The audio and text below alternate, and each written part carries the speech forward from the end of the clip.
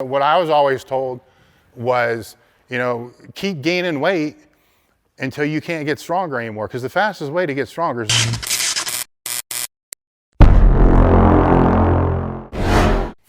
How can a lifter find the right weight class for themselves? And is it better to get there slowly or to get there as quickly as possible?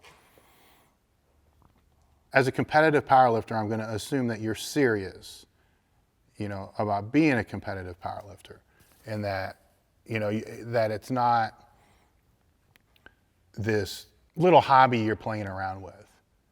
If it's a little hobby you're playing around with because you kind of think it's cool right now, then none of this means shit. Just lift it whatever you weigh, have fun with it and enjoy it. Don't, because you're not, while you may do a meet, you're not really a competitive powerlifter. You're just kind of playing around with it. I'm trying to think back to college, I'm going way back now. You had intramural sports, which could be, say, intramural soccer, which wasn't really officially the school's soccer team. It was just guys who really loved to play soccer, and they liked to play soccer, but they weren't practicing every day, and it wasn't, they weren't on scholarship and all that other stuff. Then you had the official school soccer team. Now that's competitive soccer. All right, the intramural guys are different than the competitive soccer guys. So what I'm trying to draw the distinction here is, are you an intramural powerlifter or are you a powerlifter? You're all powerlifters. Okay, they're all soccer players, but one's vastly different than the other one. And I'm hoping people understand what I'm saying here, with this. Because if you're intramural, don't worry about this gaining weight bullshit. Don't worry about all this other crap. Just have fun, enjoy the sport. That's what you're doing it for. Now if you're on the other side where it's the competitive powerlifter, then you need to do whatever you need to fucking do to be the best powerlifter you can be. Otherwise, what are you doing it for? Otherwise, just be at the fucking intramural. There's options. You can be the intramural, or you could be like Clint said, just quit. But you have options. So you need to first off decide what it is. If you want to be the best powerlifter you can possibly be, of you, not you want to be better than this guy or this guy or this guy. That's unrealistic. You need to be better than you every single time, and you go out on the platform for as long as you possibly can.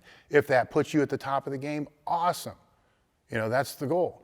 But to do that, that commitment needs to be made that you're going to do whatever it fucking takes to get there, within the rules. Obviously there's always rules with each sport. So federation plays into it, all those other things play into it.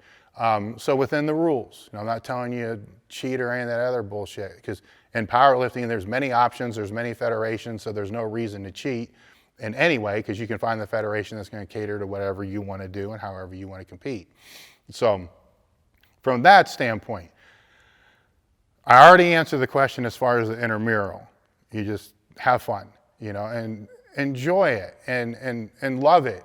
And try to make it last as long as you possibly can, and still take the lift seriously, guys. Learn the technique, because you don't want to get hurt. So learn how to do all those things correctly and right. On the other end, now you're dealing with, how do you know, if you're in the competitive side, how do you know what the optimum weight's going to be?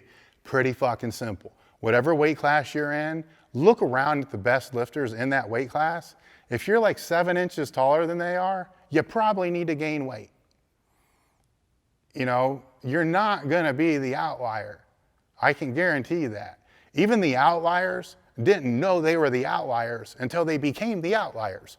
So as I've always said before, powerlifting and bodybuilding and all this, yes, they are very heavily genetically weighted sports. But how do you know if you have good genetics or not if you never fucking try and never really try hard? How do you know? Because a lot of the guys that I've seen that have great genetics, I've seen their before pictures. Yeah, they had great genetics, but they had to do some work before those genetics really started to kick in. So a lot of people quit too soon. So go based upon the height and what everybody else looks like that's in your weight class and base it on that. Should you try to get up there as fast as you can?